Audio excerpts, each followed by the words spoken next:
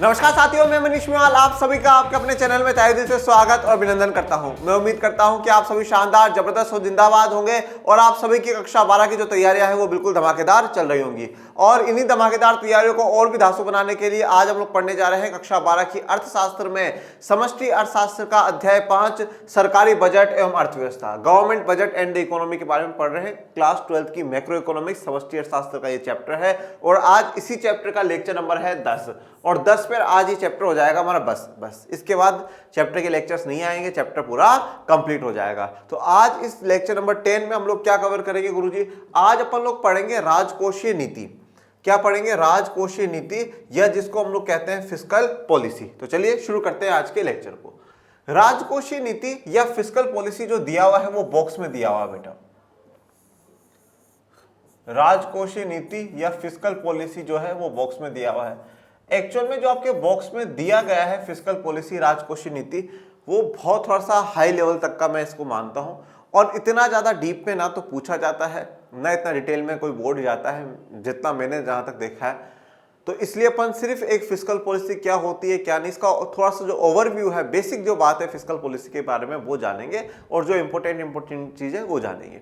इसमें जो आपको कहेंगे बीच बीच में जो कुछ फॉर्मूलाज लिखे हुए देखने को मिल रहे हैं वो आपको जो चैप्टर 4 जब आप पढ़ेंगे आय और रोजगार का निर्धारण, तब आपको काफी कुछ उसमें क्लियर हो जाएगा। तो आज हम सिर्फ और सिर्फ जो है बेसिकली जानते हैं कि राजकोषीय नीति या फिस्कल पॉलिसी है जो क्या होती है। इतना जान लेते हैं कि अगर 1 मार्क्स में 2 मार्क्स में क्वेश्चन आ जाए तो आप उसको कवर कर सको, और इतना बेसिक कि आपको इस चीज का नॉलेज होना चाहिए कि एक्चुअल में राजकोषीय नीति है क्या। चलिए देखिए, राजकोषीय नीति की जब हम लोग ये बात करते हैं तो राजकोषीय नीति का मतलब है, राज मतलब सरकार, तो सरकार का जो कोष है, कोष का मतलब क्या होता है बच्चों? कोष का मतलब जो सरकार का फंड है, सरकार का जो फंड है जिसमें सरकार के पास पैसा आ रहा है, सरकार का पैसा जा रहा है। तो अब सरकार के पास जो पैसा आने का जो मुख्य आधार है वो क्या है? टैक्स है, कर है।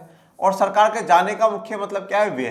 तो सरकार के टैक्स की और व्यय की जो पूरी नीति होती है उसी नीति को क्या कहा जाता है? राजकोषीय नीति कहा जाता है। मैं डेफिनेशन पे नहीं जा रहा हूं, मैं सीधा सा सिर्फ आपको समझा रहा हूं, मुद्दा समझा रहा हूं, शब्द से समझा रहा हूं। राजकोषीय मतलब राज मतलब सरकार, जो सरकार का कोष है, जो सरकार का फंड है, उसमें जो पैसा आता जाता है, आ कैसे रहा है? टैक्स के द्वारा आ रहा है, और जा कैसे रहा है? जब सरकार व्यय कर रही है, खर्चा कर रही है। तो उसको मैनेज करने के लिए जो सरकार नीति बनाती है उसको हम लोग क्या कहते हैं? राजकोषीय नीति या फिस्कल पॉलिसी कहते हैं। तो सरकार से जुड़ी हुई, टैक्सेशन से जुड़ी हुई, सरकार के खर्चों से जुड़ी हुई जो नीति, जो पॉलिसी होती है उसको हम लोग राजकोषीय नीति या फिस्कल पॉलिसी के नाम से जानते हैं। अब आप लोगों ने फिस्कल पॉलिसी को समझ लिया है कि फिस्कल पॉलिसी क्या होती है। अब एक बार के लिए आप फिस्कल पॉलिसी को उठा करके साइड में रख दीजिए और जो बात मैं बता रहा हूं उस बात पे फोकस करिए। आपने मुद्रा और बैंकिंग का चैप्टर पढ़ा, मनी एंड बैंकिंग का चैप्टर बड़े विस्तार से और विस्तृत में पढ़ा। हर चीज को, एक एक चीज को मैं बारीकी से आप लोगों को समझाते हुए आया। कम से कम 11 से 12 लेक्चर अपन उसके कवर करें। मुद्रा बैंकिंग वाले चैप्टर में आपने पढ़ा कि अगर देश में महंगाई जो बढ़ती है वो कब बढ़ती है? जब ज्यादा मुद्रा पूर्ति हो जाती है, जब मनी सप्लाई अगर ज्यादा हो जाती है तब क्या होता है? महंगाई बढ़ती है। मुद्रा पूर्ति जो होती है, मनी सप्लाई अगर इंक्रीज हो जाए, अगर मनी बढ़ जाए एक समय इकोनॉमी में, तब क्या होगा? महंगाई हो जाएगी। महंगाई कब होगी? जब मनी सप्लाई, मुद्रा पूर्ति क्या होता है? एट अ प्रेजेंट टाइम, मतलब एक स्पेसिफिक टाइम पर हमारी इकोनॉमी में, मतलब पूरे मार्केट में कितना पैसा रिजर्व बैंक ऑफ इंडिया ने छोड़ रखा है उसको हम कहते हैं मनी सप्लाई, उसको हम लोग कहते हैं मुद्रा पूर्ति। अब ये जो मुद्रा पूर्ति अगर ज्यादा हो गई, ज्यादा हो जाने का मतलब क्या है? लोगों के पास ज्यादा पैसा चला गया, ज्यादा लोग चीजों की डिमांड करेंगे, ज्यादा लोगों की चीजों की डिमांड होगी, डिमांड ज्यादा है, सप्लाई कम है, तो उससे क्या होगा? हर चीज की कीमतें बढ़ जाएंगी, और जब कीमतें बढ़ेंगी तो हम क्या कहेंगे? महंगाई हो गई। और अगर मनी सप्लाई कम हो गया तो मंदी का दौर आ जाएगा, जो तो कि महंगाई से भी बुरा है। मतलब एक तरफ कुआं और एक तरफ खाई, ज्यादा बढ़ी तो महंगाई और दूसरी तरफ नहीं बढ़ाई तो हम क्या चले जाएंगे? कुएं में, खाई में चले जाएंगे, मतलब मंदी आ जाएगी, बहुत बुरी स्थिति हो जाएगी। इसलिए जरूरत क्या है कि जो मनी सप्लाई है वो स्टेबल रहे, वो बिल्कुल स्थिर रहे, ना तो ज्यादा हो ना कम हो, जिससे कि ना तो महंगाई की स्थिति बने ना मंदी की स्थिति बने। अब इस मुद्रा पूर्ति को कंट्रोल करने का जो काम कर रहे हैं 2 जने कर रहे हैं। कौन कौन कर रहे हैं? मुद्रा पूर्ति को कंट्रोल करने का काम जो करता है, एक तो करता है हमारा रिजर्व बैंक ऑफ इंडिया, या जिसको हम लोग हिंदी में लिखते हैं भारतीय रिजर्व बैंक, जो कि इसके सबसे महत्वपूर्ण कार्यों में से एक है। भारतीय रिजर्व बैंक या रिजर्व बैंक ऑफ इंडिया जो कहा जाता है, आरबीआई कहा जाता है ये। अब आरबीआई विभिन्न तरीकों से क्या करता है, मुद्रा आपूर्ति को कंट्रोल करता है, मनी सप्लाई को कंट्रोल करता है। कैसे कैसे करता है, तो कैसे कैसे, जैसे कि फॉर एग्जांपल सीआरआर बढ़ा कर करके और घटा कर करके, कैश रिजर्व रेशियो, सीआरआर को बढ़ा देगा या घटा देगा। बढ़ाएगा कब, जब इन्फ्लेशन होगी, महंगाई होगी। घटाएगा कब, जब मंदी का दौर आएगा तब। एसएलआर भी महंगाई के समय बढ़ा देगा और मंदी के समय घटा देगा। सीआरआर, एसएलआर इनके द्वारा, और इसके अलावा जो सिक्योरिटीज है, जो प्रतिभूतियां हैं उनके पास, उनको बेच कर करके, प्रतिभूतियों को बेचकर एवं खरीद कर, बेचकर एवं खरीद कर। महंगाई के समय क्या कर देगा, बेच देगा। महंगाई के समय बेच देगा मतलब लोगों से पैसा आरबीआई खींच लेगा। और मंदी के समय क्या करेगा, खरीदेगा लोगों के पास से और लोगों को पैसा देगा। तो इस प्रकार से भारतीय रिजर्व बैंक क्या है कि मनी सप्लाई को कंट्रोल कर रहा है। मतलब कहीं ना कहीं जो महंगाई और मंदी वाली स्थिति है उसको लाने से बचाने के लिए रिजर्व बैंक ऑफ इंडिया अपनी एक बड़ी भूमिका निभा रहा है।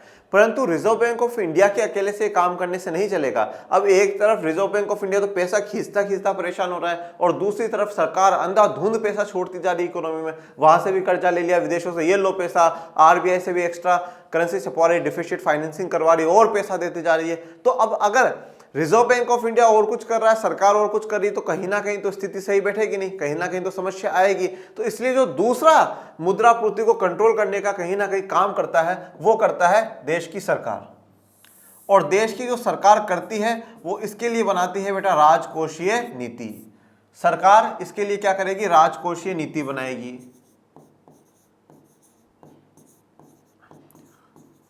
राजकोषीय नीति बनाएगी। फिस्कल पॉलिसी जो है वो सरकार बनाएगी। अब फिस्कल पॉलिसी जब सरकार बनाएगी तो उसमें देखेगी कि भैया लोगों के पास कितना पैसा है, महंगाई आ सकती है नहीं आ सकती, मंदी आ सकती है या नहीं आ सकती। अब बड़ा सवाल यहाँ पर यह है कि जो सरकार है वो राजकोषीय नीति के द्वारा किस प्रकार से कंट्रोल कर सकती है। क्या गुरुदेव भारतीय रिजर्व बैंक की तरह सरकार भी सीआरआर, एसएलआर जैसी चीजों का प्रयोग करेगी? नहीं। सरकार के पास दो बड़े हथियार हैं।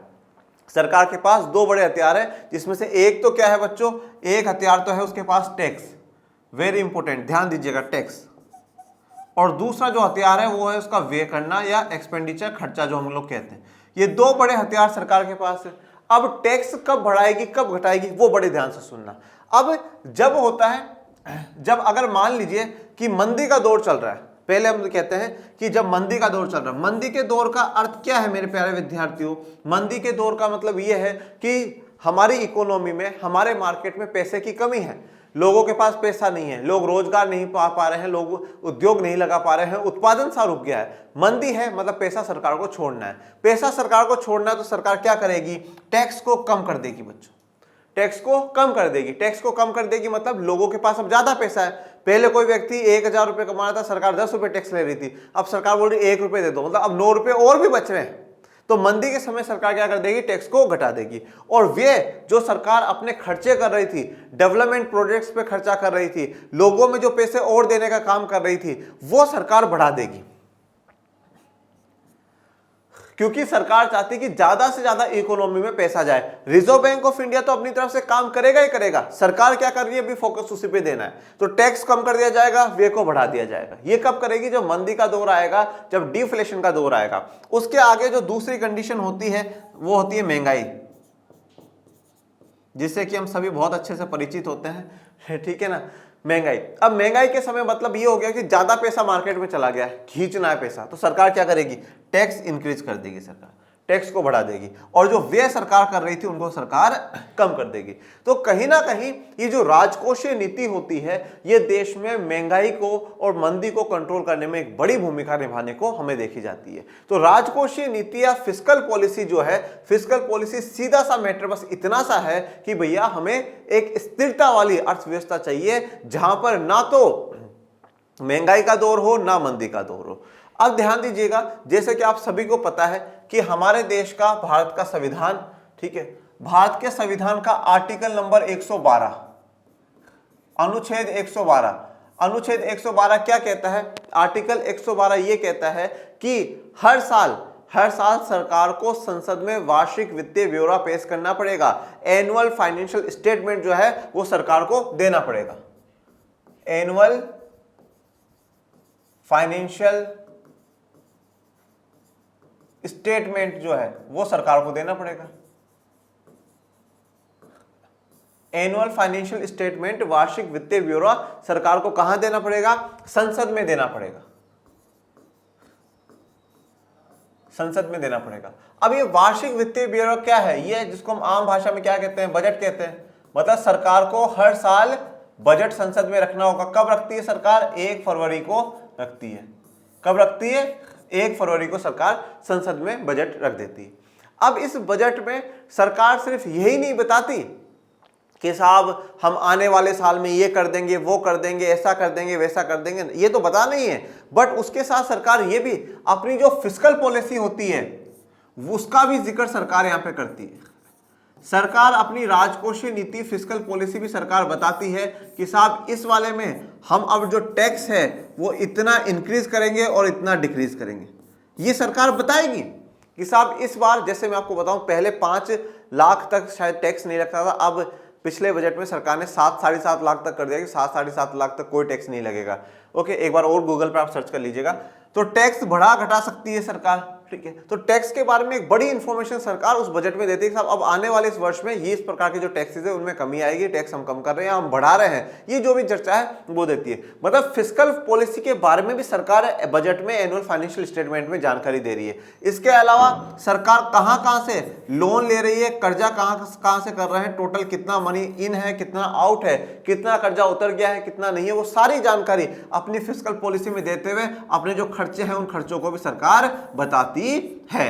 तो फिस्कल पॉलिसी एक बड़ा पार्ट है हमारे बजट का, जिसका सरकार जिक्र करती है, अनाउंसमेंट बजट के टाइम पर करती है। और ये फिस्कल पॉलिसी के जो 2 बड़े हथियार हैं वो टैक्स और व्यय है, जिसमें सरकार इन्हीं के द्वारा सरकार क्या करती है कि महंगाई और मंदी को कंट्रोल करने का काम करती है। तो फिस्कल पॉलिसी आपको क्लियर हो गई है। राजकोषीय नीति मतलब एक प्रकार से राज का जो कोष है, मतलब जो सरकार का कोष है, सरकार का फंड है, उसके मैनेज करने के लिए, मतलब टैक्स से जो पैसा आ रहा है उसके लिए और जो पैसा जा रहा है उसको लेकर करके नीति बनाना, उसको प्लानिंग करना, उस प्लानिंग के रिगार्डिंग जो कुछ भी होता है उसको हम लोग क्या कहते हैं? फिस्कल पॉलिसी कहते हैं, या उसको हम लोग क्या कहते हैं? राजकोषीय नीति कहते हैं। यहां तक आपको पूरा अच्छे से जो इंपॉर्टेंट बातें हैं, जो आपको पता होनी चाहिए कि राजकोषीय नीति क्या है, फिस्कल पॉलिसी क्या है, ये चीज पढ़ना इसलिए भी जरूरी था बच्चों, क्योंकि जैसे मैं हमेशा एक बात कहता हूं कि हम अगर क्लास 12th में आए हैं, देखो 10th तक तो क्या होता है कि कोई भी बच्चा जो भी सब्जेक्ट पढ़ता है तो हम उम्मीद ये करते हैं कि हाँ भाई पास होने के लिए वो पढ़ रहा है। हमने सोशल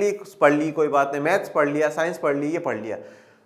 पर जब आप 11th 12th में आ जाते हो और 11th में आप अपने मनपसंद का सब्जेक्ट लेते हो, आज आपको इकोनॉमिक्स के लिए किसी ने बोला तो नहीं ना साहब आप इकोनॉमिक्स लो, आप आर्ट्स लो, या साइंस, बायो साइंस, मैथ के साथ आप इकोनॉमिक्स लो। आपने अपनी इच्छा से लिए, क्यों लिए? कहीं ना कहीं उसमें आपका इंटरेस्ट है, और जब आप उस चीज में एंटर हो चुके हो तो ये अब आपका कर्तव्य बनता है कि आप उसके मास्टर बनकर करके निकलो। आप बिल्कुल उस चीज पर पकड़ करके निकलो। अब आपसे कभी भी कोई बोले कि यार ये सरकार टैक्स घटाती है, बढ़ाती है, क्या करती है सरकार, तो आप उनको समझाओ कि भाई ये राजकोषीय नीति है। फिर वो पूछेगा ये राजकोषीय नीति कौन सी खेत की मूली है, तो उसको बताओ भैया ये इसका मतलब ये होता है, उसको पूरा क्लियर कर करके आओ। आप उनको ऐसा एक्सप्लेन करो कि लोग कहे वाह वाह यार बच्चा, वो आपसे पूछ ले कि बेटा क्या बात है, कोई यूपीएससी की तैयारी करते हो क्या, इतना अच्छा नॉलेज कैसे है। तो बेसिक बातें हमें सारी नॉलेज होना चाहिए, इसमें कभी भी कोई दो राय वाली बात नहीं है। और हमेशा एक बात कहता हूं, ज्ञान और मेहनत ये कभी खराब नहीं जाती है। जिसके पास ज्ञान है उसका ज्ञान भी खराब नहीं जाएगा, और जिसके मेहनत करता है उसकी मेहनत भी खराब नहीं जाएगी। अब हम लोग जिक्र करेंगे ये जो राजकोषीय नीति है या ये जो फिस्कल पॉलिसी है गुरुदेव, इसके उद्देश्य क्या है, ये फिस्कल पॉलिसी बनाई क्यों जा रही है। तो 3 बड़े उद्देश्य हैं, 3 मेन ऑब्जेक्टिव हैं जो कि हमारी एनसीईआरटी ने डिस्कस करा है, वो मैं यहां पे लिख देता हूं। Objective of fiscal policy, objectives of fiscal policy, या जिसको हम लोग कहते हैं राजकोषीय नीति के उद्देश्य। ऑब्जेक्टिव ऑफ फिस्कल पॉलिसी, या जिसको हम लोग कहते हैं राजकोषीय नीति के उद्देश्य। कि अब कुछ भी काम होता है तो किसी उद्देश्य के साथ, किसी ऑब्जेक्टिव के साथ होता है कि भैया क्यों करा जा रहा है काम। आज आप पढ़ रहे हो तो किसी उद्देश्य के साथ पढ़ रहे हो, 12th में टॉप करना है, तो ये राजकोषीय नीति बनाई क्यों जा रही है। इसके 3 उद्देश्य हैं बच्चों। पहला जो उद्देश्य है वो है साम्य।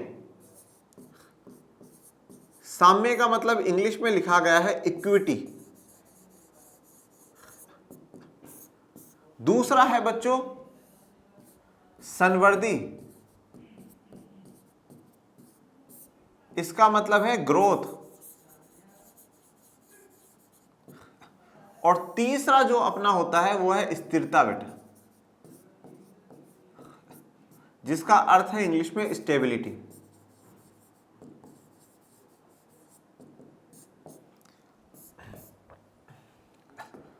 अब देखिए एक एक को समझ लेते हैं। साम्य या इक्विटी का मतलब क्या है।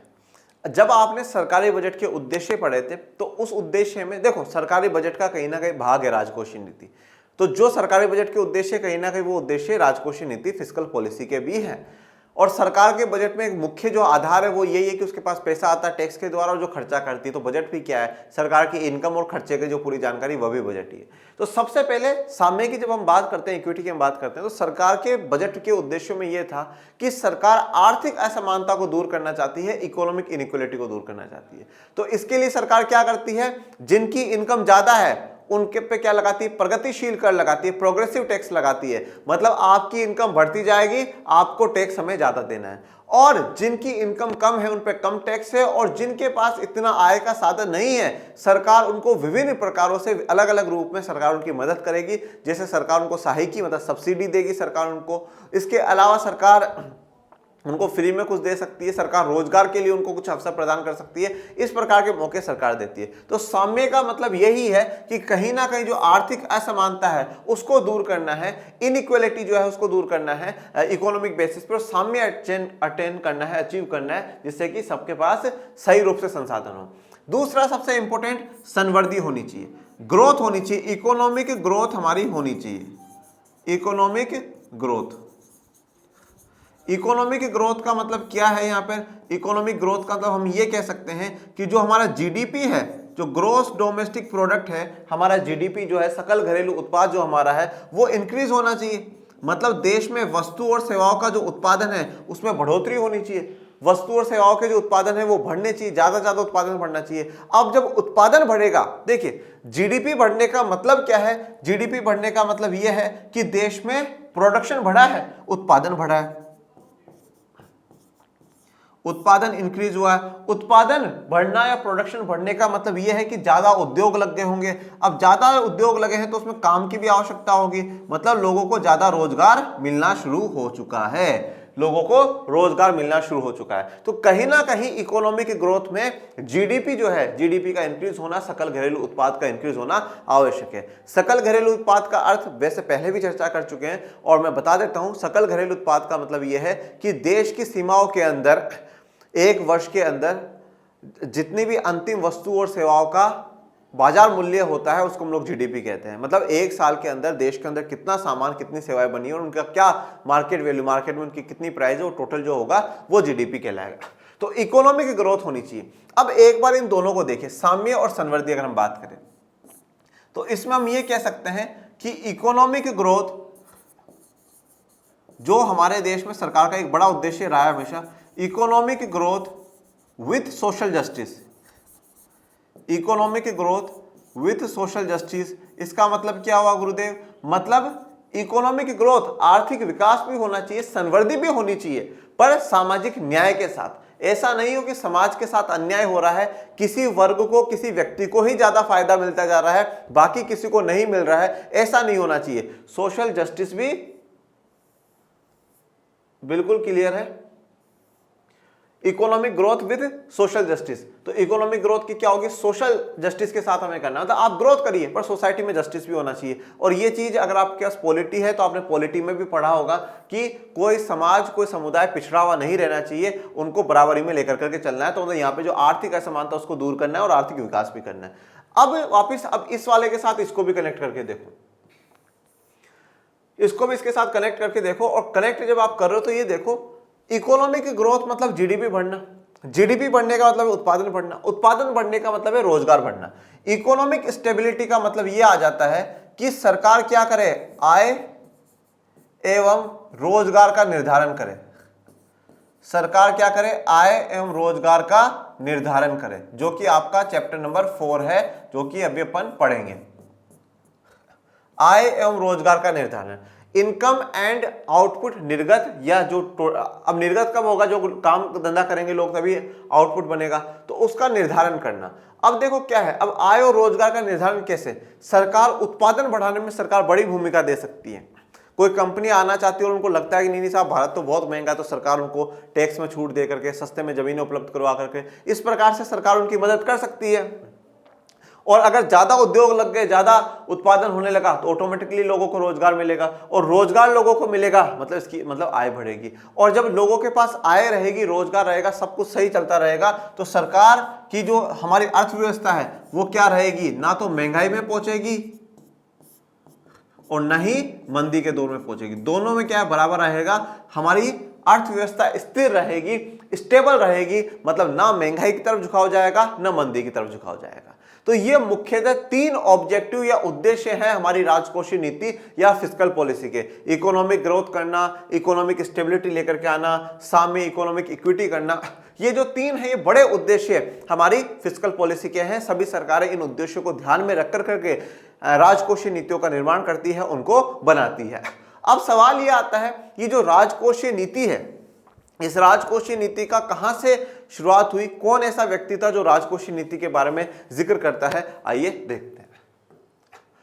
किन्स, देखिए जॉन मैनोर्ड किन्स, जॉन मैनोर्ड किन्स का नाम आपने पहले भी सुना होगा। जॉन मैनोर्ड किन्स कौन है, एक ब्रिटिश इकोनॉमिस्ट थे, मतलब ब्रिटिश के अर्थशास्त्री थे, ब्रिटेन में रहते थे। उनकी बड़ी फेमस पुस्तक है द जनरल थ्योरी, बड़े ध्यान से सुनिएगा नाम, the general theory of employment. Employment का मतलब क्या होता है, रोजगार। एम्प्लॉयमेंट का मतलब होता है रोजगार, लोगों को काम धंधा मिलना। The general theory of employment, interest and money में प्रतिपादित विचारों में, मनी पैसा, तो मनी पैसा है, और मतलब पैसा कब आएगा, जब काम धंधा होगा, रोजगार होगा, रोजगार करने का हमें क्या मिलती है, आय मिलती है। तो जॉन मैनोर्ड किन्स की पुस्तक the general theory of employment, interest and money में प्रतिपादित विचारों में मुख्य रूप से यह भी है कि सरकार की राजकोषीय नीति का प्रयोग निर्गत और रोजगार के स्तर को स्थिर करने के लिए किया जाना चाहिए। तो सरकार की जो राजकोषीय नीति हो, सरकार की जो फिस्कल पॉलिसी हो, उसमें निर्गत को मतलब आउटपुट को कंट्रोल करने के लिए और रोजगार को स्तर में रखने के लिए, निर्गत आउटपुट और रोजगार को कंट्रोल करने के लिए राजकोषीय नीति का प्रयोग सरकार को करना चाहिए, फिस्कल पॉलिसी का सरकार को प्रयोग करना चाहिए, ऐसा जॉन मैनोर्ड किन्स कहते हैं, जो कि ब्रिटिश अर्थशास्त्री है। और किसमें कहा है उन्होंने, अपनी किताब the general theory of employment, interest and money में उन्होंने कहा है। The general theory of employment, interest and money में उन्होंने कहा है। अब आज आप लोगों के लिए सवाल यहां पर यह है कि ये जो किताब है ये कौन से ईयर में आई थी, ये जो किताब है ये कौन से ईयर में आई थी, बताइएगा, क्योंकि अपन ने समष्टि अर्थशास्त्र के पहले अध्याय में पढ़ रखा है, जब अपन ने परिचय पढ़ा है, तो आज कमेंट बॉक्स में बताइएगा। अब देखो, जो इन्होंने बात कही कि निर्गत और रोजगार के स्तर को कंट्रोल करना है, ये बात क्यों कही गई बच्चों, ये बात क्यों कही गई, बड़े ध्यान से सुनना। 1929 में क्या हुआ था, महामंदी आई थी, ग्रेट डिप्रेशन, भयंकर वाली महामंदी आई थी। कक्षा 10 के इतिहास में भी आपने पढ़ा होगा। यह महामंदी कैसा है वो सुनो। 1914 से 1918 तक क्या हुआ, प्रथम विश्व युद्ध हुआ। प्रथम विश्व युद्ध के बाद आप कह सकते हो अमेरिका का राइज होना, अमेरिका धीरे धीरे पावरफुल बनता गया और बाकी देश जो है यूरोप के थोड़े से कमजोर पड़ते गए। अब अमेरिका ने क्या करा, अमेरिका में जैसे आपने जो फोर्ड गाड़ी है उनका नाम सुना होगा, हेनरी फोर्ड जो उसके मालिक थे, वो एक बार क्या बुच्चड़ खाने पे गए थे। बुच्चड़ खाने का मतलब समझते हैं, जहाँ पे मीट वीट मिलता है, वो बुच्चड़ खाने पे गए थे और वहां पे कन्वेयर बेल्ट लगा हुआ था। कन्वेयर बेल्ट का मतलब क्या होता है, जैसे आप रेलवे स्टेशन पे कभी जाएंगे और बैग इधर रखेंगे और वो उस मशीन से निकल करके आपको बाहर मिलेगा, उसको कहा जाता है कन्वेयर बेल्ट। बैग को नहीं, वो उस मशीन को।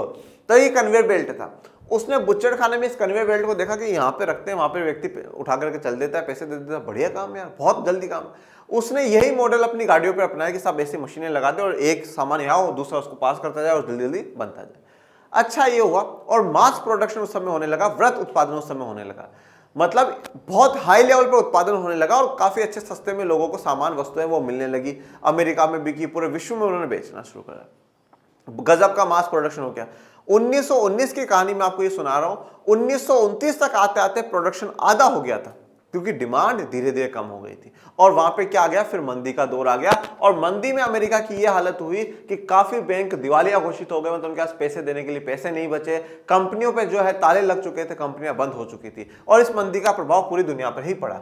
ये जो मंदी चली कब से कब तक चली, 1929 से 1933 तक, 4 साल तक ये मंदी का दौर रहा। अब अमेरिका जो था वो क्या था, पूंजीवादी देश था, मतलब सारा का सारा कंट्रोल किसके हाथ में, पूंजियों के हाथ में, पूंजीपतियों के हाथ में। सरकार तो टैक्स लेती और मजे करती, कोई फर्क नहीं पड़ता, कितना ही करो, सरकार की तरफ से जो हो रहा है ठीक है। पर अब यहां पर है ना 1929 से 33 तक जो टाइम पीरियड चला महामंदी का, इसका एक दो सबक पूरे विश्व को सीखने को मिले। पहला सबक तो जो विश्व को सीखने को मिला वो ये था कि सरकार का अर्थव्यवस्था में हस्तक्षेप बड़ा आवश्यक है। सरकार का अर्थव्यवस्था में हस्तक्षेप आवश्यक है।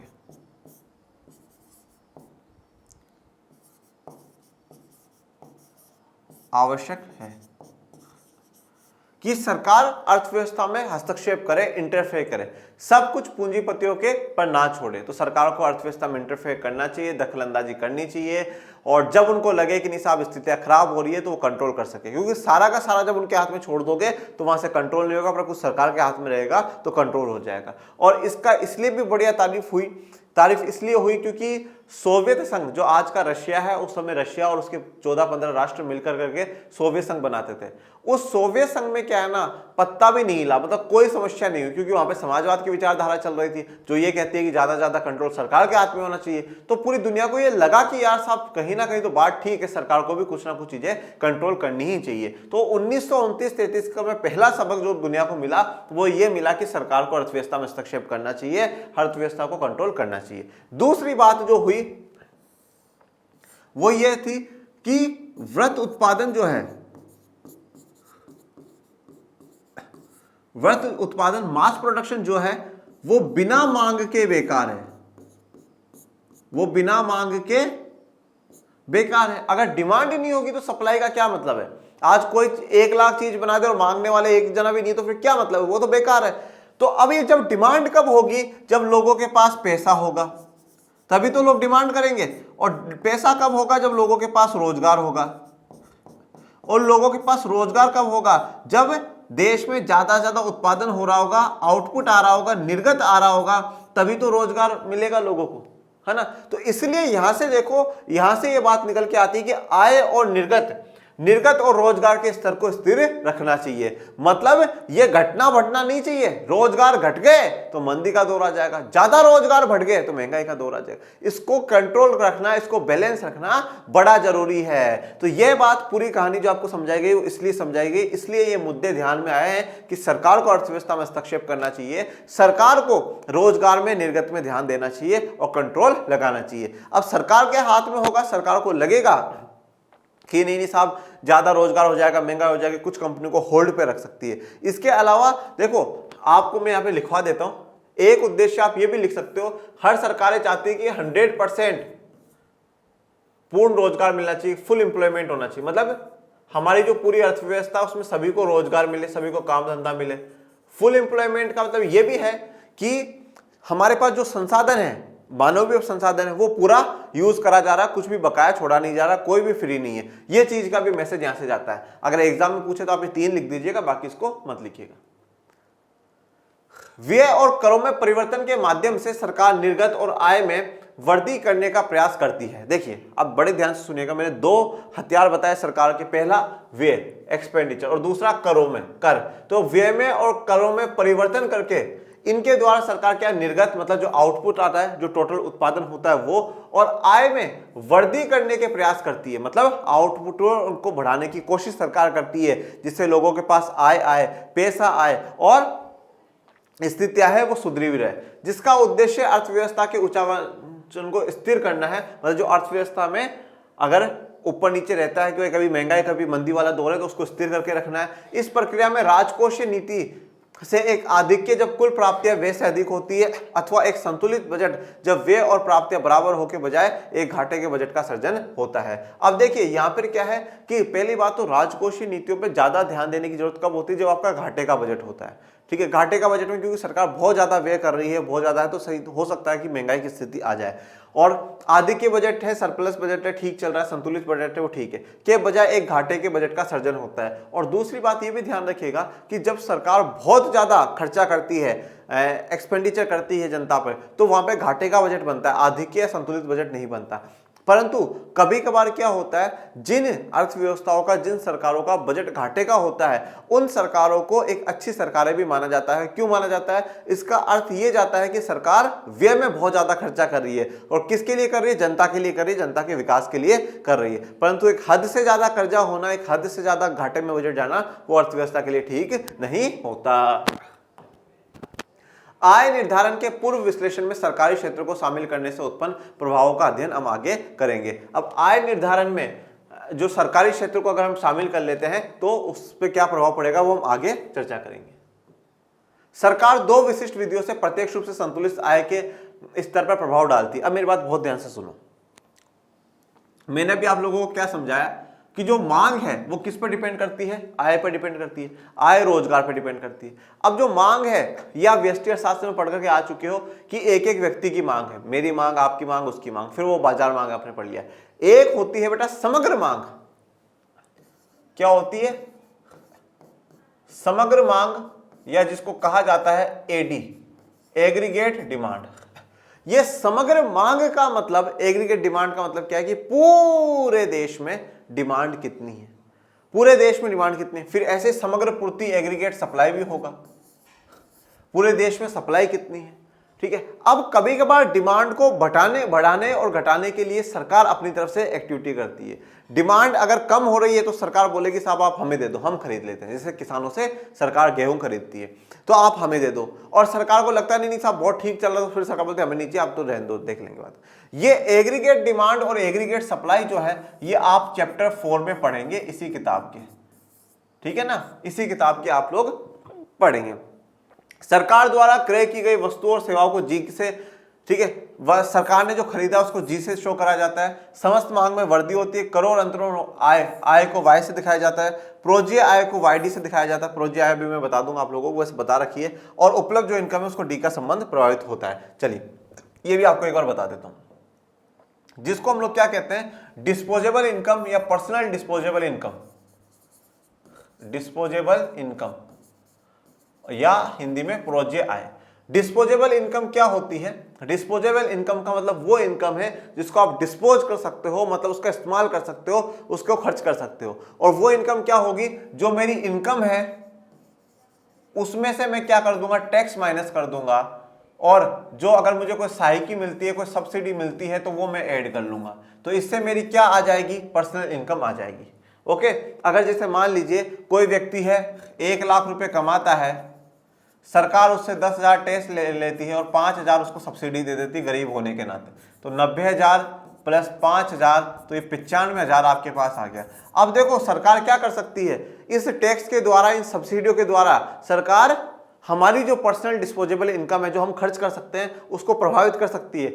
सरकार टैक्स बढ़ा करके मेरी इनकम कम कर देगी, सरकार सहायकी घटा करके मेरी इनकम को कम कर देगी, या सरकार टैक्स को कम करके मेरी इनकम बढ़ा देगी और सहायकी को भी बढ़ा देगी। इस प्रकार से सरकार हमारे प्रोज्य आय, पर्सनल डिस्पोजेबल इनकम को इफेक्ट कर सकती है। ओके, इसी के साथ आज का ये लेक्चर और ये पूरा चैप्टर सरकारी बजट एवं अर्थव्यवस्था कंप्लीट होता है। आपको कोई भी डाउट, कोई भी समस्या, कोई भी हो तो आप कमेंट बॉक्स में मेंशन करिएगा। और बच्चों, जैसे मैं हमेशा कहता हूं कि मेरे मोटिवेशन का सोर्स आप सभी हैं, तो इसलिए लेक्चर में बताइएगा कि आपको लेक्चर कैसा लगा, और ज़्यादा से ज़्यादा आपके अपने चैनल को लर्न एंड शेयर आर्ट्स को लाइक, शेयर, सब्सक्राइब कर दीजिएगा। और डिस्क्रिप्शन में टेलीग्राम चैनल का लिंक दे रखा है, आप उससे भी ज्वाइन हो जाइएगा, जिससे आपको सभी नवीन जानकारी मिलती रहे। और मैं अब आपको मिलूंगा नेक्स्ट लेक्चर में एक नए अध्याय के साथ। तब तक के लिए थैंक यू सो मच। जय हिंद, जय भारत।